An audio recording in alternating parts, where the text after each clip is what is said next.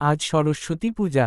হিন্দু বিদ্যা ও সঙ্গীতের দেবী সরস্বতীর আরাধনাকে কেন্দ্র করে অনুষ্ঠেয় একটি অন্যতম প্রধান হিন্দু উৎসব।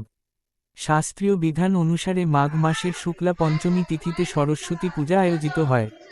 তিথিটি শ্রীপঞ্চমী বা বসন্ত পঞ্চমী নামেও পরিচিত। কাখড়দা নারায়ণ চন্দ্র প্রাথমিক বিদ্যালয় পক্ষ থেকে সকল বন্ধুদের জানাই আন্তরিক শুভেচ্ছা ও অভিনন্দন। উত্তর ভারত, পশ্চিমবঙ্গ, ওড়িশা, নেপাল ও বাংলাদেশে সরস্বতী পূজা উপলক্ষে বিশেষ উৎসাহ উদ্দীপনা পরিলক্ষিত হয়।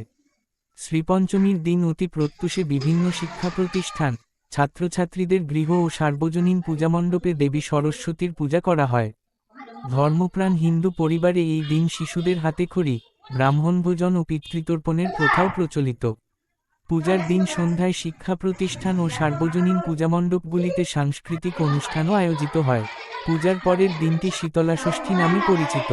পশ্চিমবঙ্গে কোনো কোনো হিন্দু পরিবারে সরস্বতী পূজার পরদিন অরন্ধন পালনের প্রথা রয়েছে, যা কুন্দেন্দু তুষারহার ধ্রুবলা যা শ্বেত পদ্মাসনা, যা বিনা বর্দন মণ্ডিত ভুজা যা শুভ্রাবস্ত্রাবৃতা, যা ব্রহ্মাচ্যুত শঙ্কর প্রভৃতি বীর দৈবৈ সদা বন্দিতা, সামাং পাতু ভগবতী সরস্বতী নিঃশেষ যা ড্যাফা, সামে বসতু জিহ্বাং বিনা পুস্তকধারিণী, মুরারি বল্লভাং দেবীং সর্বশুক্লা সরস্বতী। সরস্বতী মহাভাবে বিদ্যে কমললোচনে, বিদ্যারূপে বিশালাক্ষী বিদ্যাং দেহি নমঃস্তুতে।